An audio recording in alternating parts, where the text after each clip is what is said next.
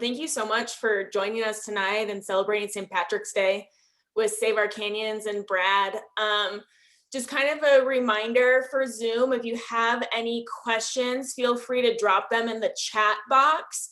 You can find that access in the bottom bar of Zoom. There's a little chat icon, and that will pop up a way for you to be able to ask questions through the presentation. We have kind of three big actions for everyone attending tonight. The first one is we really are trying to collect signatures to support the National Conservation and Recreation Area. And this will really help shape and move forward the trajectory of the Wasatch. It would protect 80,000 acres along with protecting the watershed that the Salt Lake City Valley residents really rely upon. We want to basically offer edits to what the NCRA is shown as now. If you have our new newsletter, there's a QR code in there that you can take action and sign directly. We'll also pop the link into this chat for you to sign the NCRA today as well.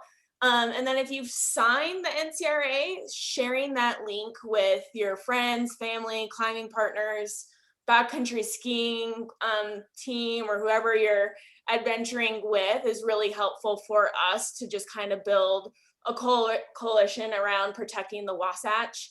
The second thing is, as a community-driven organization, our members really guide the work that we do. So an annual membership for Save Our Canyons is $35 a year or $5 a month. And probably one of the best perks, aside from being able to learn more about the Wasatch, we actually send you a physical newsletter as well when you're a member. And that's a really valuable resource to kind of learn about what we're doing, what is coming up in the community, and how you can get involved. And kind of the third thing that we have going on right now is we've partnered with Koala-Tree. It's a local clothing and gear company, and they've actually donated some really cool items for an Instagram and social media contest. So if you're on Facebook and Instagram, go check out our pages, and we have a pretty cool contest where you can enter to win some items donated by Koala-Tree. And then lastly, this is just night one of our speaker series. So if you want to attend the speaker series on the 17th, the Shape by Snow with Asia and Torrey House Press, or the one on the 31st, Water is Life with Laura Briefer and Mike Durbus, you need to register for each of them individually. So I'll drop all of those links into the chat, and then I'm going to turn the time over to Alex. Cool, thanks, Grace. And yeah, those ways for you to help us and get involved are super important. The National Conservation and Recreation Area Act is a piece of legislation that Save Our Canyons, along with many other community organizations and local entities, have been working on through the Mountain Accord process starting in 2014 and moving forward with the Central Wasatch Commission. So like Grace kind of stated and alluded to, we're supportive of that idea. We're supportive of these concepts to address the Wasatch Range holistically for a year-round area, for 1,200 plus plant and animal species, for 500,000 plus people who depend on the Salt Lake City watershed, and the millions of people who visit the Wasatch Mountain Range every year. And so we could use your help. You've already taken the first step. Likely many of you are familiar with this campaign and the work related to it. So if you haven't, please do sign that petition. There's basically 4 concerns or issues that we have with the current proposed National Conservation and Recreation Area, and it's on a pretty short timeline. The Central Wasatch Commission should be kind of discussing and finalizing their perspectives on that with our guidance, with our help, and with your voice as well included, probably the end of this month and into early April. And so now's the time to really participate at a local level and get this legislation as solid as we can before moving it forward, to show that there's local support to protect the tops of our watersheds and limit more development, and to make sure that our watershed and the management of these areas puts the habitat and the ecosystem first, and not development and over urbanization of this canyon. So questions with that, we can definitely circle back afterward, but I want to introduce Brad Meiklejohn. He was a forecaster at the Utah Avalanche Center from 1983 to 1992. He has served as Alaska State Director for the Conservation Fund since 1994. And Brad's also served as the president of the Patagonia Land Trust, president of the American Packrafting Association, and served on the boards of the Murie Center and Alaska Avalanche School. So no shortage of really cool and interesting history as I've learned about Brad, watching, reading some articles and hearing from friends of his that are still down here in the Wasatch or around the country. And so we're really grateful to you, Brad, for your time tonight. And anyone, again, if you have questions or as we're going forward, just please drop those in the chat, and then we can kind of have a discussion about those and have Brad answer some questions a little bit later tonight. So go ahead, Brad. Great, thanks, Alex, and I appreciate all that Save Our Canyons is still doing for the Wasatch.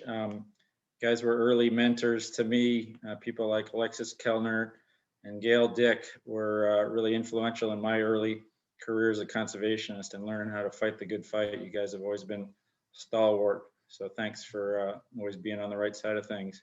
It's great to be back in the Wasatch virtually and seeing some familiar names and glimpses of faces here. I see Lindy McElwain, I see Cassie Dippo, I see Pat Lambros's name, Howie Garber, I think I heard earlier. Let's see who else. Joan DeGiorgio, we did a Grand Canyon trip together. So I still have some connections to Salt Lake City, and thanks for having me on. It's nice to be back. So I want to talk today about the Arctic National Wildlife Refuge and my work here in Alaska. So I'm going to queue up a little PowerPoint here. Let's see if we can get that going.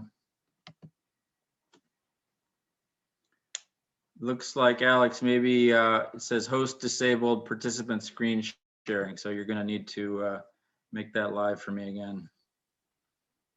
Okay, there you go, Brad. You should be the host now. Thanks.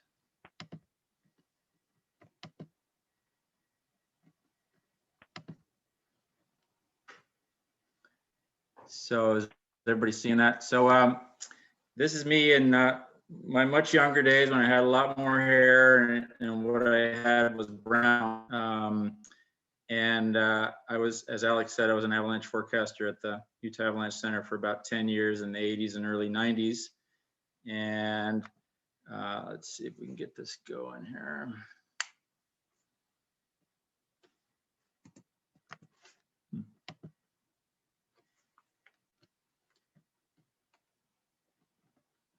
Try that again here.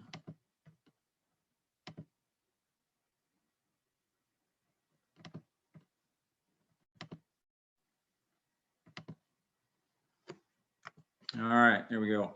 So some of you who've been around the Wasatch for a while might recognize some of this motley crew that I worked with back in the day. So from left to right, Al Susi, Doug Abermite. I think that is, well, it's Bruce Tremper, myself, and Dwayne Bowles. And that might be Evelyn Lees hiding between Bruce and Doug. So we're going back into the 80s and early 90s with that crowd. I left the Wasatch in 1992. I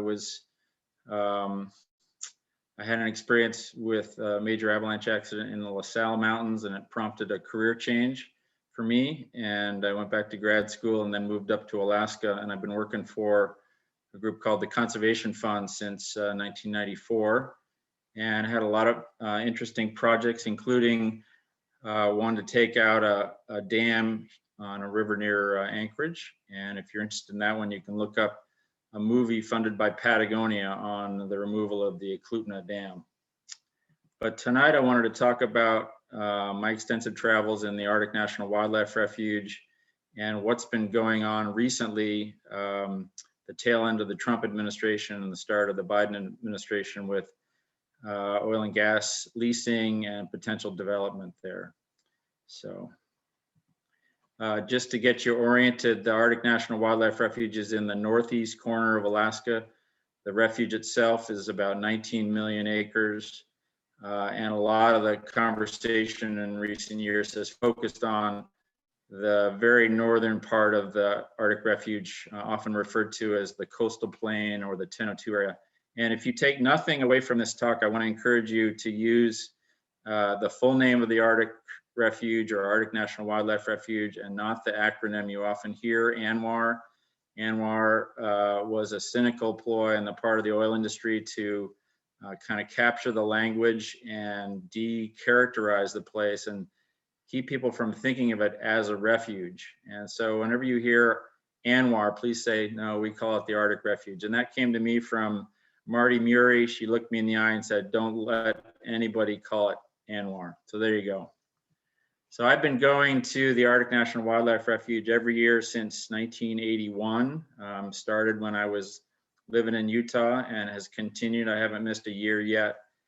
And there are a lot of reasons I go. It's a whole place. It's the kind of place where everything is still in order. Natural systems are working. You have all the critters that belong there. And you can spend literally weeks crossing the Arctic National Wildlife Refuge. There are no trails, there's no arrows, there's no directions. And it's some of the best hiking country in the world.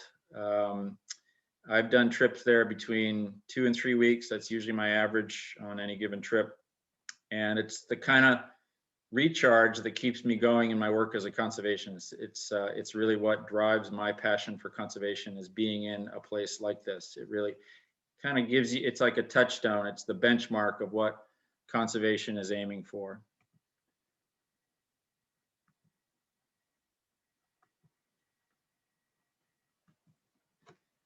And along the way, I learned that if you're going to spend a lot of time in Alaska, you need a little boat because there are a lot of rivers and there aren't many roads. And a lot of these rivers are difficult to get across, and they turn out to be great ways to get around. So I've fallen in love with packrafting. It's kind of my little midlife crisis to have a little red rubber boat. And it's a great way to get around Alaska and in the Arctic National Wildlife Refuge in particular. And I've done some interesting trips. This is my 2 dogs on a 17-day trip. And so they are amazing little boats that are quite versatile. A lot of the things that I love about the Arctic Refuge have to do with the wildlife. Having grown up on the northeast coast in New England, I really didn't know what a place could be like when it had all its parts and pieces. And one of the special things about the Arctic and the Brooks Range in general is the large herds of caribou that still move through the area. All told, the caribou populations across the Brooks Range are about 1.5 million strong in 4 different herds, including, you often hear of the Porcupine caribou herd. That's the herd that is most closely associated with the Arctic National Wildlife Refuge. And the Porcupine caribou herd use the coastal plain of the Arctic Refuge for calving on most years. And part of the specialness of hiking in the Arctic Refuge is using the single tracks created by caribou. These are the path of caribou as they're moving through the valleys. They make these trails that have been kind of worn into the tundra for thousands of years. And it's really kind of a soul-touching experience to be on these trails that the animals have used for so long to move from south to north and back again. And it's really quite an amazing experience to have. Waking up with the caribou all around you and having their calves right across the river or right next to your tent is a pretty breathtaking experience. And we still have all the other parts and pieces, including wolves and wolverines and bears.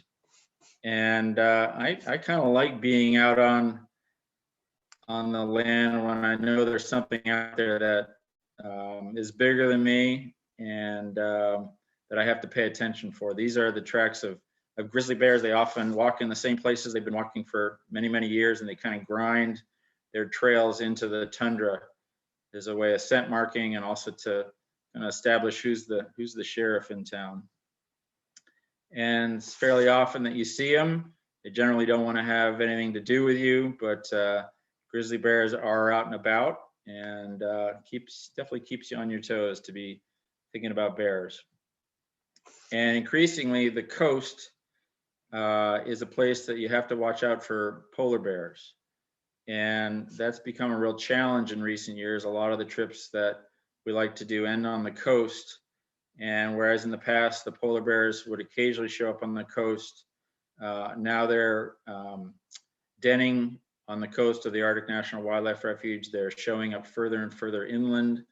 And it's in large part because of the dwindling quality of ice in the Arctic Ocean. They're being forced on land to den on land, and they're not able to travel as far offshore on the ice. So increasingly, polar bears are a challenge for traveling on the north slope of the Arctic Refuge. I'm a birder, and one of the reasons I like to go to the refuge is to see all the various kinds of birds that come here from lots of different points on the planet, including from Africa and the southern tip of South America. And the owls that predate on them, huge clouds of shorebirds and geese and swans and cranes rely on the refuge for the very brief summer window for breeding and nesting. And if you're a fisherman, lots of great fish to be had. Nice way to supplement your diet when you're traveling in the refuge is Arctic char and the grayling that are quite plentiful in the rivers. One of the things that's starting to be quite common is the melting permafrost throughout the north slope of Alaska. And I don't know what you experience there in Utah, but Alaska really is the front lines for climate change. There are so many ways that we experience it directly. And what you're seeing in these pictures is large slumps where the permafrost that lies below the surface vegetation is melting out and creating large mass failures. And in the process, releasing climate change gases like methane that are even more heat trapping than carbon dioxide. So we're definitely into quite a pronounced cycle where the tundra is melting and that's accelerating. And this scarp here in front of the boater is probably a quarter mile in width and a couple 100 feet high, just a big slump where the melting permafrost has given away and slumped down into the river. And this is becoming more common. In addition to the melting permafrost, we're seeing rapidly changing vegetation patterns, increasing brush in what has always been some of the world's best hiking. We're seeing trees move rapidly up onto the north slope. A friend of mine recently published a paper about how spruce trees have moved up onto the western part of the north slope where they haven't been for 45,000 years. And they've made that leap in just the last 30 years. So we're really seeing so many dramatic signs of climate change here in Alaska. It's something that we are dealing with on a daily basis. Natives of the North Slope talk about never having seen lightning until just the past decade, and now it's becoming increasingly common to have summer thunderstorms that in turn ignite tundra fires, and that's a completely new thing. So just another sign of the times. I want to shift the conversation to talk about the specific part of the Arctic Refuge called the coastal plain, indicated by the small little red arrow there.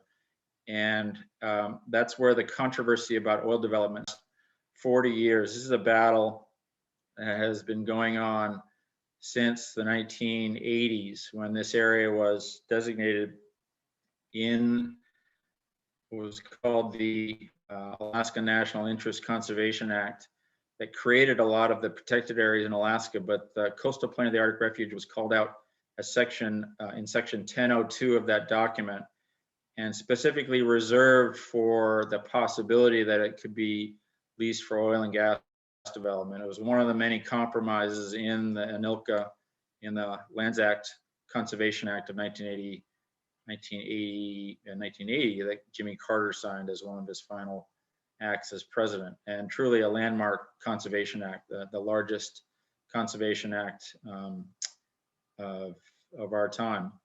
Set aside millions of acres of parks and refuges in Alaska, including an expansion of the Arctic Refuge. But the act itself did contain this sort of poison pill that the coastal plain, the 1002 area, could be open by the action of Congress for oil and gas leasing. And so when people talk about, or you hear about oil and gas development of the Arctic National Wildlife Refuge, that small section there at the top of the map is the place in dispute. So just to give you a sense of what that's like, it's often characterized by the oil and gas industry as a wasteland, but it's really a lot of people describe it as the heart of the Arctic National Wildlife Refuge. It's where the porcupine caribou herd go in the summer for insect relief and to have their calves. It's also where many of the bird species go for breeding and nesting and breeding. And it's where a lot of the birds stage for their migrations north and south. So it's a pretty important area. It's sandwiched between the Brooks Range to the south, which you're seeing there in the background of that photo, and the Beaufort Sea of the Arctic Ocean to the north. It's a relatively narrow strip of land. This map is one that would be typical of the oil industry. They're often referring to it as ANWR, which we don't use that terminology. We call it the Arctic Refuge. And they like to claim that any oil and gas development in the Arctic Refuge is only going to take up 2,000 acres. That was a provision of the 2017 Tax Act that opened this area up to oil and gas development. In actuality, that 2,000 acres was kind of a bait and switch, and we'll come to that. So a schematic of what oil and gas development would look like in the coastal plain. Again, you're looking there at the Brooks Range Mountains, sort of in the center of the image, and then the coastal plain in the foreground, and then the Beaufort Sea there, there at the bottom of the image. And that we're looking at a kind of a lace work of pipelines and infrastructure in the form of oil and gas pads, pipelines, and then roads connecting the infrastructure. So that's what oil and gas development on the North Slope generally looks like. And just to give you a little bit of a context, the Arctic National Wildlife Refuge is off to the right in this image. It represents a part of the North Slope. Most of the North Slope, about 90% of the North Slope of Alaska, is available for oil and gas leasing, including all the development around Prudhoe Bay, which has been sort of the epicenter of oil and gas development.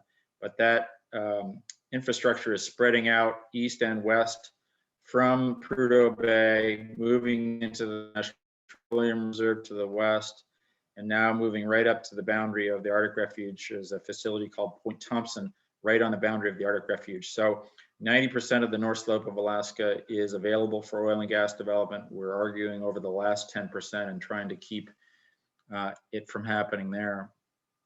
Just to give you a sense of how intense the development is outside of the refuge, the Arctic Refuge would be off to the right of this image. This is sort of the epicenter of the oil and gas development around Prudhoe Bay.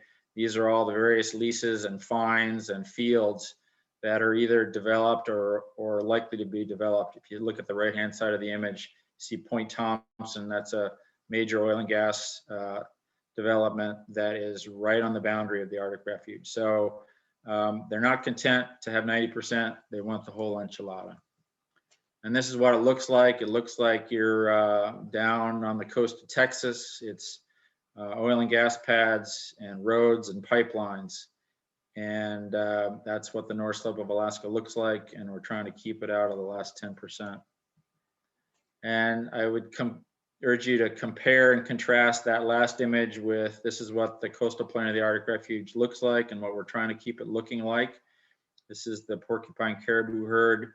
They go out to the coastal plain in the summer to get relief from insects, from the mosquitoes and botflies that really plague them in the mountains. And they go out there because the winds are blowing the the bugs away and they can get a little respite to have their calves out there. So I want to go into some of the minutia of what's been happening in the last couple of years around oil and gas leasing in the Arctic Refuge. As I said,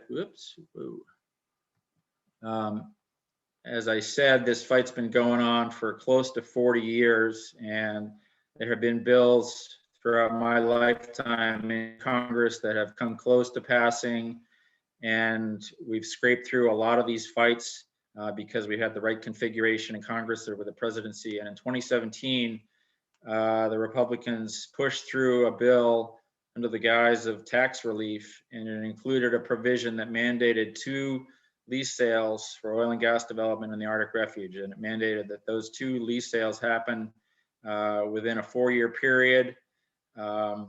And one of the provisions, one of the arguments for that lease sale was that they projected $1.8 billion in lease revenue from oil and gas leases in the Arctic Refuge. So a day that will live in infamy, January 6, 2021, which is when the Capitol was stormed. It's also the day that the lease sale was held. The first lease sale was held for oil and gas development in the Arctic National Wildlife Refuge. And it turned out to be a bust. This whole process was rushed through down to the wire by the Trump administration. Fortunately, the agency leading the charge, the Bureau of Land Management, BLM, was very inept. They cut a lot of corners. But the best news was that nobody showed up for the lease. There were 3 companies that showed up. One of them was a branch of the Alaska state government. 2 were very minor players, and none of the major oil companies bid. And I think that's in part because all the major banks in North America and Europe have so far taken a pledge to refuse to finance oil development in the Arctic National Wildlife Refuge. And that's been part of the market's campaign to work with the banks to take that pledge. And I think that was relatively successful in deterring the majors from showing up. But I also think that it kind of shows the charade that's been going on. People have been claiming that the Arctic Refuge is going to be a massive play. And I think, frankly, if the resource was there, if there was known reserves of oil and gas, the majors would have shown up and they would have bid. But instead of netting $1.8 billion in lease revenue, it netted $12 million in lease revenue. They have to split that lease revenue with the state. They spent $3 million to prepare the lease sale. So the net to the federal government is $3 million on 437,000 acres in the Arctic Refuge. And the sad thing is these leases went for $25 an acre, which is incredibly bargain basement prices. I'm kind of taking the optimistic view that, well, the prices were so low because nobody showed up, there was no competition, and there's no resource there. So it's a bummer that the leases were issued. We still have to deal with these leases. We're one step closer to oil and gas development now than we were. It could have been worse. It could have been, a major show forced by the oil and gas industry, but it was kind of a flop. And the state of Alaska really looks like a socialist government now, owning the majority share of these leases. The state of Alaska ended up with 7 of the lease tracts. The 2 minor companies ended up with another 2. So that was the first lease sale. We have to contain that damage. We also have to contend with the prospect of a second lease sale as was mandated by the 2017 Tax Act. But a lot of good news has been coming in since the Biden administration was sworn in. Day one, the Biden administration issued an executive order halting all activities in the Arctic Refuge leasing program. So that was very good news. Shortly thereafter, the Fish and Wildlife Service denied a key permit for seismic activity to survey the lease tracts to see what might in fact be there in the way of oil and gas resources. So another good sign. Because of the financial flop of the lease sale, there is a certain amount of momentum in Congress turn back that provision of the Tax Act because they failed so poorly in delivering lease revenues. There's an argument to be made that this is not what was advertised. This is not anything close to what they projected in lease revenue, and it's turned into a fiasco, and we should stop it before it gets any further. So there's a lot that's unknown about how this is going to proceed because the price tag is relatively low at $12 million of lease revenue. It's not out of the realm of the possible that the Biden administration could move to buy back those leases at $12 million. It's a relative bargain. There are many, many suits in the courts already lodged by the public interest law firms to challenge the process that led up to this first lease sale. And as I said, BLM was cutting all kinds of corners to jam this through at the very last moment. So there, in fact, are a lot of good legal handholds that people who are in that realm are quite optimistic that they can take advantage of to turn this back. So it's a bummer that the leases were issued. They're out there now. We have to find a way to deal with them.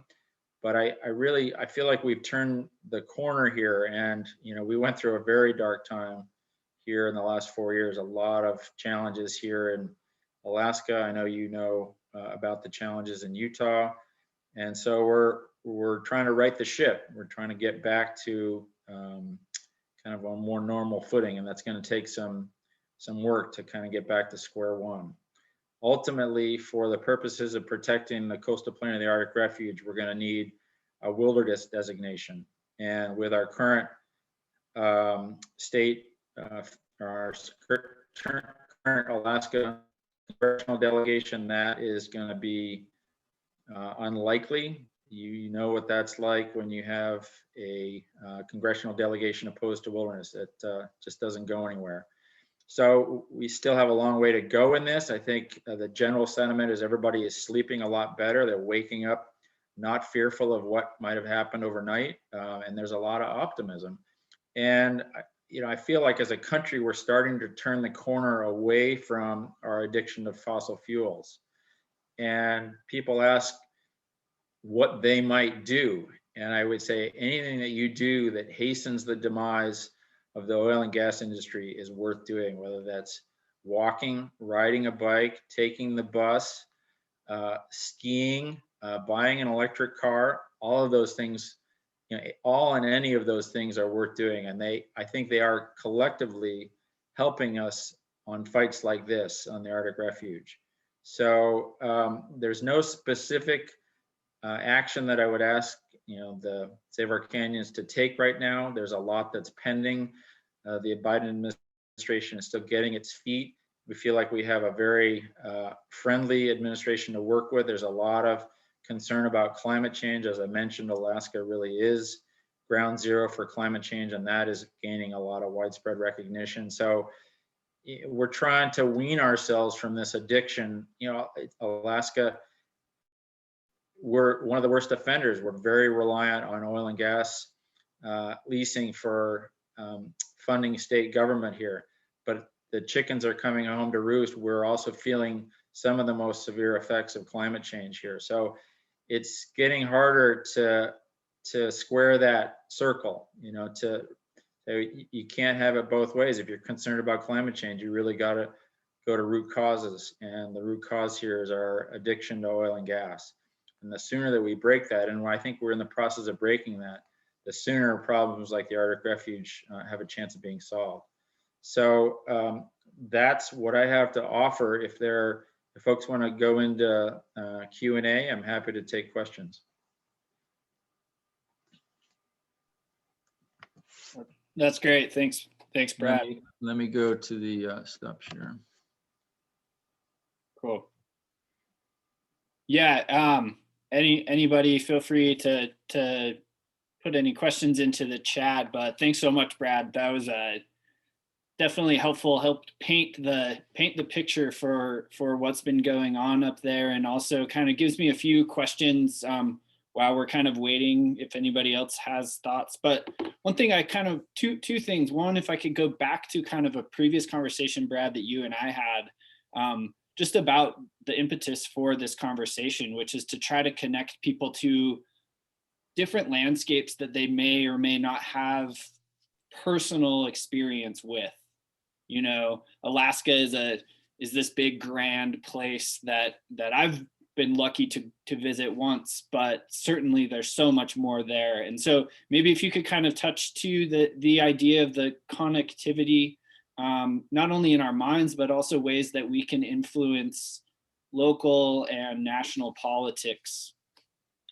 Yeah, I about a year ago, I went to DC to meet with folks in Congress about the Arctic Refuge. And the one thing that I often say is, you know, I might never get to visit the Sistine Chapel, but I'm happy to know it's there. And these places belong to all of us, whether we ever get there. And I always feel a lot of solace in knowing that wilderness is there, even if I'm, you know, getting to the point where I'm too decrepit to get there. I want to know it's there. And that has a lot of value to me, sort of spiritually. Like I can lean on that, knowing that that place is there, it's well taken care of. And there are many places around the world that have that value to me. The Grand Canyon, I just, you know, maybe I'll never get back there, but it's so meaningful for me to know that it's there. It's just kind of an emotional crutch for me. Yeah, that's a great example. And I'll just kind of keep rolling. We have a few other questions here as well. I think that Figure out how to get out of this. when we're looking toward ways that to tell that story for people using photographs and film and everything like that, have you worked with any? We had a question that asked, when is the outdoor company Patagonia going to do a documentary about preserving the Wasatch? And so maybe if you have thoughts about that, like how can business, especially outdoor industry, and you know, cinematographers and photographers help with that? And have you know, I watched the Klutna documentary that I found really powerful and informative. So other ways like that. Yeah, there's a lot of templates. I mean, you go back to what Elliot Porter did with photography, you know, what Ansel Adams did with photography, what Howie Garber has done for the Wasatch with his photography. There is no one formula for getting people connected to place, but imagery certainly is powerful.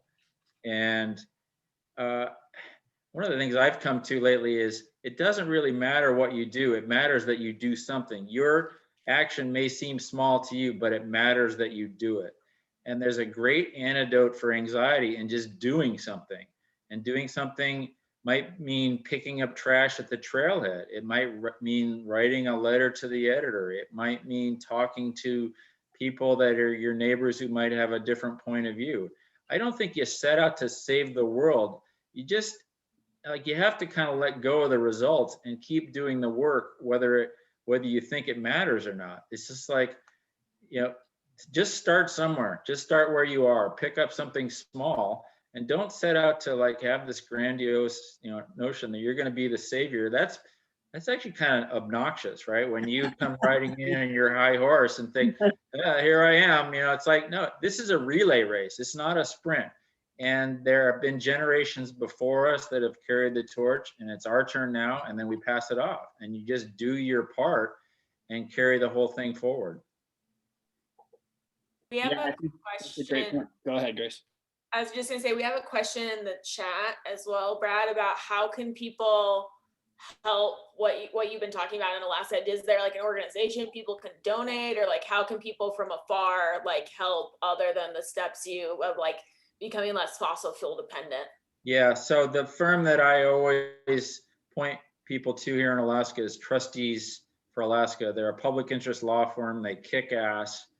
They're a small group of talented lawyers, and they win their cases at a very high percentage. So Trustees for Alaska, you could type that into the chat for folks. Pretty easy to locate them. They just do really good work. And you know, I'm sure those public interest law firms operate in the Wasatch in Utah, and for my money, they're doing really important work. And in the last 4 years, they've saved us. You know, they kept us from being in a worse situation than we are. and they're still shoveling out all the crap that piled up over the last 4 years. So there's a lot of important work yet to be done. The Trump administration jammed through a lot of bad stuff in the last weeks and months, and we're just finding some of that stuff out. And so, yeah, support your public interest lawyers. Yeah, that's great advice. I mean, we see that in both ways, right? Where it needs to be litigated, an issue gets to the point where it needs to be litigated, even though we may have been working to try to avoid some type of legal action, but it's definitely like a very important element to this. Maybe you could touch on this. I have two questions that are a little more fun than this. One is that Lindy McElwain really wants to know more about pack rafting and backpacking. Howie Garber wants to know when you're going to ski in the Tetons. And I forget the other person's name who sent me a question, forgive me, but they want to hear some epic stories about snow and skiing in the Wasatch Range. So if you want to touch on any of those more adventurous questions, feel free. My goodness. But I also just wanted to, again, going back to the idea of working across partisan lines, working across state lines, and working not even that, but also with other organizations in the nonprofit sector. You know, here in the Wasatch, we have such a push of the ski industry and the tourism industry, whether that's advertising for the national parks, or as we're seeing right now with some transportation processes about really just getting people to a ski resort in the Cottonwood Canyons. And Save Our Canyons stance is that we need a much more holistic and regional approach, and also to better understand where people are going and what's the impacts to this land. And so maybe if you have any thoughts about how do you work, or examples of how you've been able to work with the oil and gas industry or with other development minded or economically driven who may not see, share a value or see the landscape the same way that we do. Yeah. One of the things I've never tried to do is be popular. And I think that's not an easy thing. And it's one of the things I respect about Save Our Canyons is it's not a popularity contest. You're just doing the right thing. And sometimes doing the right thing pisses people off. And I think you have to be willing to stand up and say, no, this is really where we draw the line. And there's a tendency over time that if you compromise, eventually you lose it all, because you just wear it down through that compromise process. And in a place like the Wasatch, you're up against it. It's like, there's a lot of pressure there, and you got to just say, no, sorry, no more. Like, the development has gone as far as it's going to go. And I'm sorry if I'm not that popular, but this is where it stops. And I've been that way here in Alaska. Like, you come up to Alaska and it's a very conservative state like Utah. And if you're willing to get pushed around, you're going to get pushed around, and you're not going to really make much progress in conservation. I found that people, they may not like me, but they respect me because I'm, very candid. They know exactly where I'm coming from, and they know what the limits are. So that's a personal choice matter. It's kind of like where you find your comfortable niche. But I do think there's value in having that spectrum of parties in conservation. It's important to have people stake out, especially the far end. And, Save Our Canyons may not be the far end, but you play a really important role in holding the line. Great. Yeah, that's helpful. And the popularity contest is one that it's a good lesson. We get bogged down in trying to make sure we're the cool one, making things happen and always pushing forward. But I think that you lose a lot of ground often doing that. And so that's a helpful insight. I think one that has a lot of history with Save Our Canyons. I think that as an organization, we've worked to be inclusive and look at all ideas, but also say, the values of our community are about wilderness. The values of our community are about protecting the beauty and wildness of the Wasatch Range and growing that idea, because when we see planning and public process over and over coming back with, a very high percentage of people who say no more development within these canyons and protecting our watershed and all of these ideas that are shared values that it's great to hear from you and all your work in Alaska, kind of pushing the same thing. Well, posterity always rewards you. Like, we never regret the things that we protected. Yep. We don't regret protecting Grand Canyon. We don't regret protecting Grand Teton. We don't regret protecting Denali. But at the time, it's not a popular thing. And that's the story of conservation over and over, that, everyone is trying to get their piece of the action, and you're gonna elbow somebody out, and nobody's gonna really win by conservation, but we all win in the long run. And it's like, okay, I know this is gonna be unpopular, and yeah, probably gonna hurt somebody, but history is gonna look kindly on us. And I don't do it for the accolades or for the history, but it's just like, you got to know in your heart what the right thing is and just stick with it. And we've been through that in Alaska a lot. When Jimmy Carter signed the Alaska National Interest Conservation Act in 1980, he was vilified. He was hung in effigy from lampposts. And just recently, the citizens of Seward, where the Kenai National Fjords or Kenai Fjords National Park was created, at the time they thought it was the worst thing that ever happened to Seward. They thought it was going to be the death of Seward, but it's turned out to be the golden goose for Seward. And so the town council reversed themselves and passed a resolution, praising Jimmy Carter for his foresight in protecting Kenai Fjords National Park. It's like, at the time, this is the story of conservation worldwide. At the time, it's unpopular, but in hindsight, it was the most brilliant thing to do. So there's never a wrong time to do the right thing, right? We have a local issue here with the inland port, and the Port Authority just had a meeting tonight, and they pretend to listen to public comment. There were probably 30 people who spoke, and the only people who supported it were the rural commissioners. And the frustrating thing is that they pretend like they're taking public comment, but they totally ignore it. And I don't know what Alaska's legislature is like, and Save Our Canyons has definitely run up against this a million times, but they're like mavericks. They're riding the coal and fossil fuel train to the over the cliff. And we can talk and testify and write letters, and sometimes it just feels like you're banging your head against the wall. But I guess the final analysis is that you can't give up. Yeah, that's right. I think it was Brock Evans who said, it's relentless pressure, relentlessly applied. And I don't think you can. I see a lot of burnout in conservation. People get frustrated, they get angry, they burn out because things aren't going their way. Well, that's the way conservation is, right? So many times, like, it doesn't necessarily work out the way you want it to do, but you have to keep doing it. It may seem like a small thing, but it's important that you do it. And that's just the way conservation is, just like a steady drip. And it's our turn to do it. And, hopefully somebody will appreciate it.